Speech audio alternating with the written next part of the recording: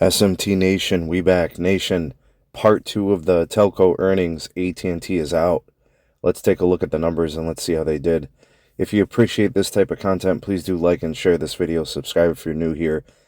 And turn on the bell notifications icon to never miss an upload from the SMT. And of course, if there's ways you want to support the channel directly, links are in the description.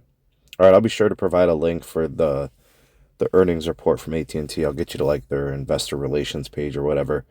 Let's take a look at their highlights first. With respect to like how they're doing as a company and their core business, 419,000 postpaid phone net adds. And they're expecting industry leading. They're just waiting on T-Mobile to report, which that would be first time in a long time. And it doesn't happen often where T-Mobile doesn't outgrow everybody. So that would be huge. We'll see. Postpaid phone churn, 0.70. That is an absolutely incredible number.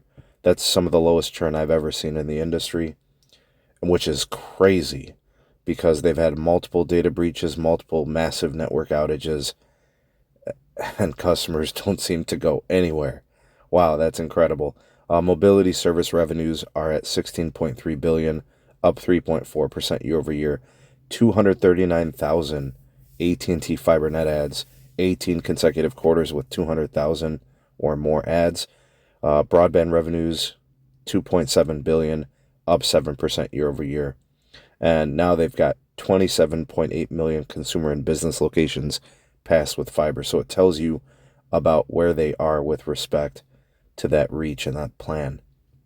Other kind of key important metrics, revenues came in at 29.8 billion. I think that's slightly below the expected, which was around 30 billion. With respect to operating income, 5.8 billion, net income 3.9 billion. Cash from operating activities 9.1 billion, down 0.8 billion year over year. CapEx 4.4 billion on the quarter. That's pretty low. Lower than I thought it was going to be. Maybe they've got the rest of the year to spend the rest of their money. We'll see. Last but not least, definitely not least, free cash flows came in at 4.6 billion. That's up 0.4 billion year over year. The street's going to like that. Now, when we do a teardown of some of these other numbers, the rest of the year outlook, broadband revenue growth they're expecting to be plus 7%. Wireless service revenues are expected to be in the 3% range. Sounds a lot like Verizon. CapEx still tracking 21 to 22 billion range. Free cash flow still tracking 17 to 18 billion range.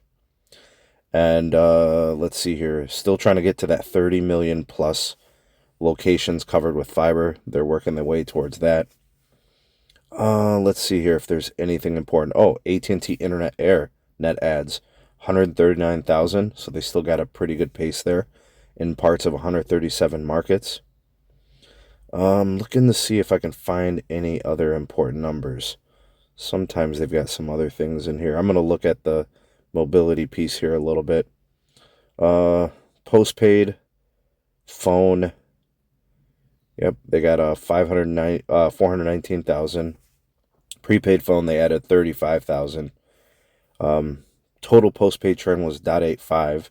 I think Verizon was like 1.05 maybe. Postpaid phone churn 0.70, really, really good. Prepaid churn still extremely low, 2.57. Postpaid phone ARPU at 56.42. So that's an improvement year over year from 55.63. Market's going to like that too. They like to see margins improving. With respect to fiber, they had the 239,000 adds. They did lose 187,000 non-fiber, but that was offset slightly by the 139,000 added by AT&T Internet Air. Broadband ARPU came in at 66.17. That's up from the previous quarter year over year from 62.26, so that's really good. And the ARPU on fiber is at $69, up from 66.70. Really seeming to do a nice job with the business here. This seems to be a really solid quarter on a lot of metrics for AT&T. Some of this is going to be industry leading, I would guess. Really strong showing from AT&T. That's the basics. I'm going to listen to the call and get some more details. We'll do a pod on this. Next to report is T-Mobile. We'll see how they stack up.